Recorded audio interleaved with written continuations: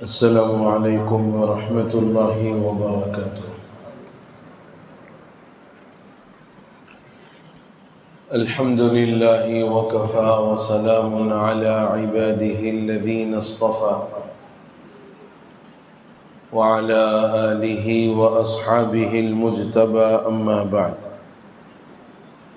فاعوذ باللہ من الشیطان الرجیم بسم اللہ الرحمن الرحیم یا ایہا الذین آمنوا علیکم الصیام کما کتب علی الذین من قبلکم لعلکم تتقون۔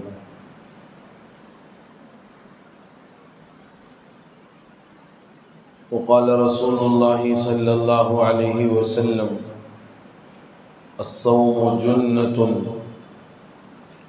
وقال الصوم لی وأنا أجزی به وفي رواية وأنا أجزى به او كما قال صلی اللہ علیہ وسلم۔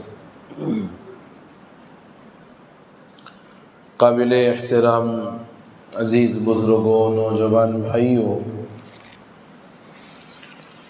اللہ کے فضل اور اس کے احسان سے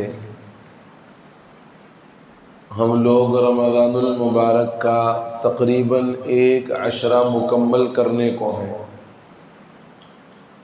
اور یہ ایک عشرہ اللہ کے فضل اور اس کے احسان سے بڑی خیر اور عافیت کے ساتھ گزر رہا ہے، اور بہت سو نے قرآن پاک کی تکمیل کر بھی لی ہوگی، کچھ کرنے والے ہیں۔ اب بس 2 عشرے باقی رہ جائیں گے۔ کبھی ہم نے یہ غور کیا کہ رمضان المبارک کے روزوں کا مقصد کیا ہے؟ روزے تو ہم سارے رہ رہے ہیں، بلکہ ہمارے پاس جو مزاج ہے، ہمارے گھر کے جو بچے ہوتے ہیں وہ بچے بھی شوقیہ روزہ رکھتے ہیں اس وقت سے اور اس عمر سے جبکہ از روئے شرع ان پر روزہ فرض بھی نہیں ہوتا، لیکن رکھتے ہیں، ایک ذوق ہے، ایک شوق ہے۔ اور پھر گھر میں بڑوں کو رکھتا ہوا، اپنے سے بڑے بھائی بہنوں کو رکھتا ہوا دیکھ کر وہ نابالغ بچے جو شریعت کے احکام کے ابھی مکلف نہیں بنے لیکن وہ بھی بڑے ذوق اور شوق سے روزہ رکھتے ہیں۔ اور یہ روزہ رکھنے والے جو ننھے معصوم بچے ہیں بڑے اخلاص کے ساتھ روزہ رکھتے ہیں، صاحب بڑے اخلاص کے ساتھ۔ ان کے روزے کی خوبی یہ ہوتی ہے کہ روزے میں ہونے والی پیاس اور بھوک کو بڑی خوشی سے برداشت بھی کرتے ہیں۔ افطار کے عین وقت تھوڑا ان کی حالت دیگرگوں ہوتی ہے، لیکن سارا دن جو روزہ رکھتے ہیں اس روزے کو بڑے خلوص کے ساتھ رکھتے ہیں۔ تو میں یہ عرض کر رہا ہوں کہ یہ غیر مکلف بچہ جس پر شریعت روزہ فرض نہیں کر رہی لیکن وہ روزہ رکھتا ہے تو بڑے خلوص کے ساتھ۔ آخر روزے کا مقصد کیا ہے؟ کیوں شریعت نے روزے کا حکم دیا؟ اور روزے سے انسان کے اندر کس صفت کو پیدا کرنا چاہا ہے؟ روزہ در حقیقت ملکوتی صفت ہے، روزہ در حقیقت ملکوتی صفت ہے۔ فرشتوں جیسی حالت میں انسان آ جاتا ہے، فرشتوں جیسی حالت میں انسان آ جاتا ہے۔ آپ ہم جانتے ہیں کہ اللہ رب العزت کی ایک مخلوق ہے فرشتے، جن کو اللہ نے نور سے پیدا فرمایا۔ نہ تو وہ کھاتے ہیں، نہ وہ پیتے ہیں، نہ ان کی کوئی دوسری ضروریات ہوتی ہیں، ان کی کوئی ضرورت نہیں ہے۔ جیسے عام انسانوں کی ضرورتیں ہوتی ہیں ان کی ویسی کوئی ضرورت نہیں ہے، اور وہ اللہ کے حکم کے ایسے تابع اور فرما بردار ہیں کہ جس فرشتے کو اللہ نے جس حالت پر پیدا فرما دیا صبح قیامت تک وہ اسی حالت پر رہے گا۔ مثلا کسی فرشتے کو اللہ نے قیام کی حالت میں پیدا کیا، اب وہ قیامت تک قیام کی حالت میں، کسی کو رکوع میں پیدا کیا، اب وہ ہمیشہ رکوع میں ہے، کسی کو سجدے میں پیدا کیا، وہ مستقل سجدے میں ہے۔ روزے کے ذریعے سے در حقیقت انسان میں ملکوتی صفت پیدا کروانا مقصود ہے، کیونکہ انسان جب کھاتا پیتا ہے، شکم سیر ہوتا ہے تو قوت شہوانیاں بڑھتی۔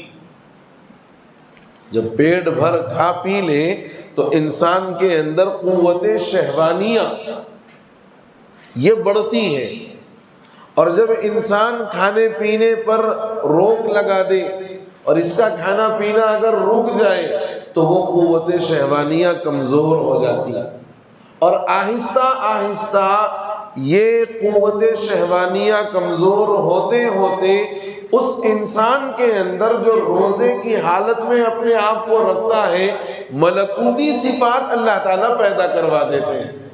اسی لیے آپ غور کر کے دیکھیے کہ انسان جب پیٹ بھرا ہوا ہوتا ہے تو اس کا ذہن مختلف چیزوں کے لیے گھومتا رہتا ہے، نگاہ آوارہ ہو جاتی ہے، سوچ اور خیال آزاد ہو جاتے ہیں، اور پھر اگر اللہ نہ کرے ہزارہ مرتبہ موقع مل جائے تو اس کو کر گزرنے سے آدمی چوکتا بھی نہیں ہے۔ یہ حقیقت ہے، یہ حقیقت ہے۔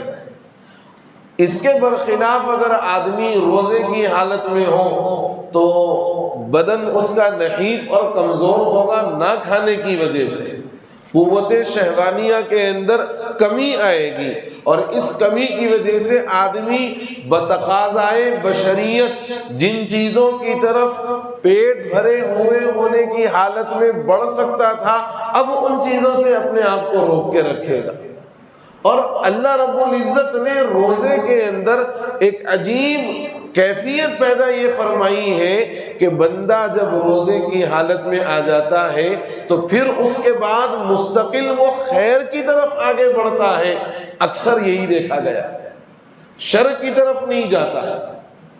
اکثر یہ دیکھا گیا کہ جب بندہ روزے کی حالت میں آتا ہے تو خیر کی طرف آگے بڑھتا ہے۔ اسی لیے حدیث میں فرمایا گیا کہ روزہ کئی سارے نیکیوں کا دروازہ ہے، روزہ کئی ساری نیکیوں کا دروازہ ہے، کہ آدمی جب روزہ رہتا ہے تو خود اس کے دل میں یہ خیال پیدا ہوتا ہے کہ بھائی میں روزے سے ہوں اپنی نگاہوں کی میں حفاظت کروں، بھائی میں روزے سے ہوں اپنی زبان کی میں حفاظت کروں، میں روزے سے ہوں تو خالی کیوں بیٹھوں، چلو کچھ ذکر اور تسبیح کروں، میں روزے سے ہوں تو اپنے آپ کو فارغ رکھا ہوا ہوں قرآن کی تلاوت میں اپنے آپ کو لگاؤں، میں روزے سے ہوں تو فرائض تو پڑھ ہی رہا ہوں نوافل کی کثرت کرنا شروع کر دوں، میں روزے سے ہوں تو راہ چلتے ہوئے کسی کو تکلیف دینے والی چیز اگر پڑی ہوئی ہے میں ہٹا کر کے اس کو سائڈ میں کر دوں۔ یہ تمام جو نیکیوں کے جذبات انسان کے اندرون میں پیدا ہوتے ہیں یہ اس روزے کی برکت ہے، جس کے بارے میں اللہ کے رسول صلی اللہ علیہ وسلم نے فرمایا کہ ایک عبادت یعنی روزہ کئی ساری خیر اور نیکیوں کا دروازہ ہے۔ اب میرے بزرگوں، روزے کا جو مقصد اصلی ہے وہ ہے انسان کے اندر تقوی اور ملکوتی صفات کو پیدا کرنا۔ ایک آدمی مستقل ایک مہینہ لگاتار ایک عمل کر رہا، لگاتار ایک عمل کر رہا، اور وہ عمل ایسا نہیں ہے کہ ایک آدھ گھنٹے کے لیے ہے، 12 گھنٹے، 12.5، 13 گھنٹے، 14 گھنٹے ایک آدمی عمل کر رہا ہے مستقل، اور ایک مہینہ وہ عمل کرنے کے بعد کیا آدمی اس عمل کا عادی نہیں بن جائے گا؟ آدمی اس عمل کا عادی نہیں بن جائے گا؟ چند دن سگریٹ پینے والے کو آپ پوچھیں کہ بھائی یہ چھوڑ دو نا، کیوں نہیں چھوڑتے؟ وہ بولتا کہ صاحب عادی ہو گیا، سگریٹ پی پی کے میں عادی ہو گیا۔ پان کھانے والے سے آپ بولو تو وہ یہی بولے گا کہ بھائی عادی ہو گیا، کئی مرتبہ چھوڑنے کی کوشش کرا، نہیں چھوٹا۔ جو چند دنوں کے عادی ہونے کے بعد آدمی اس عمل کو چھوڑنے کے لیے اپنے آپ کو اندر سے تیار نہیں پاتا، تو یہ کیسی بات ہے کہ ہم سال ہا سال سے رمضان گزار رہے ہیں اور ہماری طبیعت روزے اور روزے کی صفات کی عادی نہ بنے؟ میری بات سمجھ میں آ رہی ہے کہ چند دنوں کی عادت کے بعد ہم یہ کہنا شروع کر دیتے ہیں کہ میں عادی ہو گیا، اب میں اس چیز کو نہیں چھوڑ سکتا۔ ہم بچپن سے رمضان گزار رہے ہیں، الحمدللہ ہر سال گزار رہے ہیں، اور ایسا نہیں ہے کہ 2-1 گھنٹے کے لیے، بلکہ آدھے دن سے زائد ہمارا جو عمل ہے رمضان کے اندر روزے کی حالت میں ہوتا ہے۔ پھر کیا بات ہے کہ ہماری طبیعتوں کے اندر وہ تقویٰ نہیں پیدا ہو رہا ہے جو اللہ رب العزت پیدا کروانا چاہتا ہے، وہ اللہ کا خوف نہیں پیدا ہو رہا ہے جو ایک بندے مومن کے دل میں پیدا ہونا چاہیے۔ حضرت عمر بن الخطاب رضی اللہ عنہ کا وہ ارشاد بڑا مشہور ہے، آپ نے سنا ہوگا۔ حضرت ابی بن کعب رضی اللہ تعالی عنہ کو بلا کر کے یہ پوچھا کہ ابی تقویٰ کسے کہتے ہیں؟ تقویٰ کس چیز کا نام ہے؟ حضرت ابی بن کعب رضی اللہ عنہ نے جواب دینے سے پہلے خود ایک سوال کیا حضرت عمر سے، فرمایا امیر المومنین آپ کبھی ایسے تنگ راستے سے گزرے ہیں جس کے دونوں طرف کانٹی دار درخت ہو اور اتنا تنگ راستہ ہو کہ آپ کھل کر کے اس راستے سے گزر بھی نہیں سکتے، اگر کھل کر کے گزریں گے تو آپ کے کپڑے ان کانٹوں میں اٹک کر الجھ کر پھٹ جائیں گے، اب آپ کو اس راستے سے گزرنا ہے تو آپ کیسے گزرو گے؟ حضرت عمر سے سوال کیا، حضرت عمر نے جواب دیا رضی اللہ عنہ کہ بھائی میں جب اس راستے سے گزروں گا تو اپنے کپڑوں کو خوب سمیٹ لوں گا اور پورے ہوش مندی کے ساتھ، پورے دھیان کے ساتھ اس راستے پر چلوں گا اور یہ دیکھتا رہوں گا کہ میرے کپڑے کے دامن سے وہ کانٹی دار درخت الجھ نہ جائے۔ کیوں؟ اس لیے کہ اگر الجھے گا تو لازم بات ہے کہ میرے کپڑوں کو پھاڑ دے گا۔ فرمایا یہ جو احتیاط سے آپ گزر رہے ہیں، اس احتیاط سے گزرنے ہی کو یوں سمجھے کہ یہ تقویٰ ہے۔ آدمی اس دنیا کے راستے سے گزر رہا ہے، یعنی اس دنیا کے اندر اپنی زندگی گزار رہا ہے، کبھی خواہشات آتی ہیں، کبھی اللہ کی نافرمانیاں آتی ہیں، کبھی حالات کے تقاضے آتے ہیں، اور کبھی کچھ اور نفسانی خواہشات اور شیطانی وساوس۔ یہ وہ کانٹے دار درخت ہیں جو ہمارے اس راستے میں رکاوٹ اور روڑا بننے کی کوشش کرتے ہیں۔ جیسے وہ تنگ راستے سے آدمی جب گزرے تو پورے احتیاط کے ساتھ گزرے۔ فرمایا انسان جب دنیا میں اپنی زندگی گزارے تو بڑے احتیاط کے ساتھ زندگی گزارے، نہ اللہ کی اس میں نافرمانیوں والا مزاج پیدا ہو، نہ شیطان اور نفس کے وساوس میں اپنے آپ کو مبتلا کرے، نہ خواہشات کا غلام بن جائے، اور نہ حالات کے تقاضے کے رو میں بہ کر اللہ اور اس کے رسول کی نافرمانی والے کام کو یہ انجام دے۔ ان ساری چیزوں سے اپنے آپ کو بچاتے ہوئے ایک صاف ستھری زندگی گزارنا، اسی کا نام تقویٰ ہے، اور روزے کا مقصد یہی، روزے کا مقصد یہی۔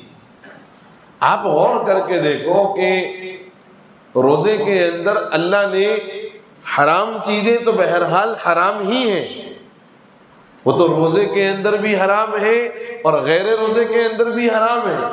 اللہ نے روزے کے اندر 3 بڑی حلال چیزوں پر پابندی لگائی۔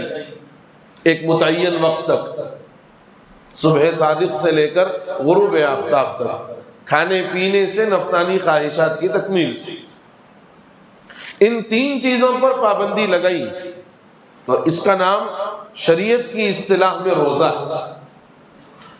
کھانا حالانکہ انسان کے لیے حلال چیز ہے، پینا انسان کے لیے پانی وغیرہ یہ بھی حلال چیز ہے، اور جائز جب اللہ نے رشتہ بنایا ہے، حلال اور پاکیزہ رشتہ بنایا ہے، تو انسان کی اپنی ضرورت کی تکمیل وہ بھی اس کے لیے جائز ہے۔ لیکن ان 3 چیزوں پر پابندی لگا کر اللہ رب العزت یہ بات ذہنوں میں بٹھانا چاہتے ہیں کہ جب تم ہمارے حکم کے آگے حلال اور جائز خواہشات سے رک سکتے ہو، تو کیا ہمارے حکم کو پا کر، ہمارے حکم کو سن کر ان چیزوں سے جن کو ہم نے حرام قرار دیا ہے نہیں بچ سکتے؟ جھوٹ جیسے حرام ہے، روزے کے اندر بھی حرام ہے، روزے کے علاوہ بھی حرام ہے۔ دھوکہ جیسے روزے کے اندر حرام ہے، روزے کے علاوہ میں بھی حرام ہے۔ کسی کو تکلیف دینا اور کسی کے ساتھ ظلم اور زیادتی کرنا جیسے روزے کے اندر حرام ہے، روزے کے علاوہ بھی حرام ہے۔ سود کا کھانا، سود کا لینا، یہ جیسے روزے کے اندر حرام ہے، غیر روزے کے اندر بھی حرام ہے۔ یہ مزاج اللہ پیدا کروانا چاہتے ہیں کہ روزے کا حکم دے کر ہم نے جو جائز خواہشات پر تمہارے پابندی لگائی اور تم رک گئے، ان خواہشات کی تکمیل سے۔ کوئی بندے خدا ایسا نہیں ہے کہ جو رمضان کے اندر روزے کی حالت میں ہو اور روزے کی حالت میں رہتے ہوئے نعوذ باللہ ان چیزوں کو انجام دے جن سے روزہ ٹوٹ جاتا ہے جان بوجھ کر۔ کوئی بندے مومن ایسا نہیں، وہ اپنی جائز خواہشات کو مکمل طریقے سے روک کر کے رکھتا ہے اور یہ سوچتا ہے، اس کے ذہن و دماغ میں یہ بات چلتی ہے یہ اللہ کا حکم ہے، اگر میں اس کے خلاف جاؤں گا تو اللہ کی نافرمانی ہوگی، لہذا وہ ان کاموں سے بچتا ہے۔ تو جب اپنی جائز اور حلال چیزوں سے اور جن چیزوں کے کرنے پر عام حالات میں، عام دنوں میں کوئی پابندی نہیں ہے، بندہ اپنے آپ کو پابند بناتا ہے، تو کیا یہی بندہ رمضان کے گزر جانے کے بعد یا رمضان کا وقت ختم ہو جانے کے بعد ان چیزوں سے نہیں بچ سکتا جن کو اللہ نے صریح طور پر حرام قرار دیا؟ روزہ صرف بھوکے پیاسے رہنے کا نام نہیں ہے۔ حدیث میں فرمایا گیا کہ انسان جب روزہ ہوتا ہے تو اس کے جسم کا ہر عضو روزے سے ہوتا ہے۔ آنکھ کا بھی روزہ ہے کہ اس سے غلط نہ دیکھے، حرام نہ دیکھے، ناجائز نہ دیکھے۔ کان کا بھی روزہ ہے، غلط نہ سنے، حرام نہ سنے، غیبت نہ سنے۔ زبان کا بھی روزہ ہے کہ کسی کو تکلیف دہ بات اپنی زبان سے نہ کہے، جھوٹ نہ کہے، دھوکہ دینے والی بات نہ کہے۔ انسان کے خیالات اور اس کے قلب کا روزہ ہے کہ غلط اور برے خیالات اور تصورات اپنے قلب و دماغ کے اندر نہ لائے۔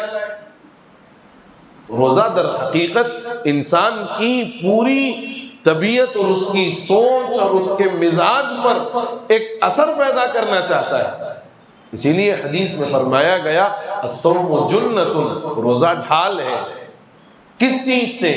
برائیوں سے بچنے کے لیے، جہنم کی آگ سے بچنے کے لیے روزہ ڈھال ہے۔ جیسے ڈھال ہوتی ہے جس سے آدمی تلوار کے وار سے اپنے آپ کو محفوظ کرتا ہے، فرمایا روزہ بھی ڈھال ہے، آدمی اس سے اپنے آپ کو جہنم کی آگ سے محفوظ کرتا ہے۔ لیکن کب؟ جبکہ روزہ واقعی روزہ، اور روزے سے جو مزاج اللہ پیدا کروانا چاہتے ہیں وہ مزاج ہمارے اندر آ جائے۔ اور پھر یہ بات معلوم ہونی چاہیے کہ روزے کا اجر و ثواب کیا ہے۔ تمام نیک اعمال جو انسان کرتا ہے اس کا بدلہ اللہ رب العزت فرشتوں سے دلواتے ہیں۔ نماز پڑھو گے ثواب فرشتوں سے ملے گا، زکوٰۃ دو گے ثواب فرشتوں کے ذریعے سے دلوایا جائے گا، صدقہ خیرات کرو گے فرشتوں کے ذریعے سے، تلاوت کرو گے فرشتوں کے ذریعے سے، ذکر کرو گے فرشتوں کے ذریعے سے۔ لیکن فرمایا جب بندہ روزہ رکھتا ہے تو اللہ یہ فرماتے ہیں وَأَنَا أَجْزِي بِهِ وَأَنَا أُجْزَى بِهِ، ایک روایت میں اجزی بھی، دوسری روایت میں اجزا بھی، اور دونوں کا مطلب یہ ہے کہ عام عبادات کا بدلہ تو فرشتوں کے ذریعے سے دلوایا جاتا ہے، روزہ ایک ایسی عبادت ہے کہ بندہ پورے خلوص کے ساتھ اللہ کے لیے رکھتا ہے، اور روزہ باطنی عمل ہے، ظاہری عمل نہیں۔ روزہ ہے یا نہیں ہے یہ انسان کا باطنی عمل ہے، ظاہری عمل نہیں۔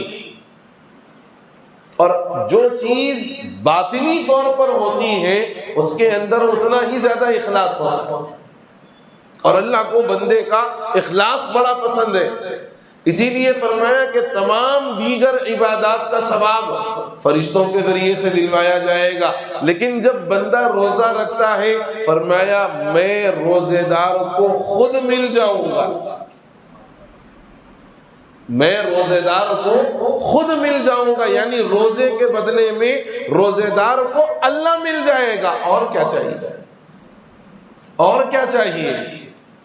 اور دوسرا جو مطلب ہے فرمایا کہ یہ فرشتوں کے ذریعے سے دلوائی گئی تمام نیکیوں کا ثواب، لیکن روزے کا ثواب اللہ خود عطا فرمائیں گے، وہ فرشتوں کے ذریعے سے نہیں دیں گے۔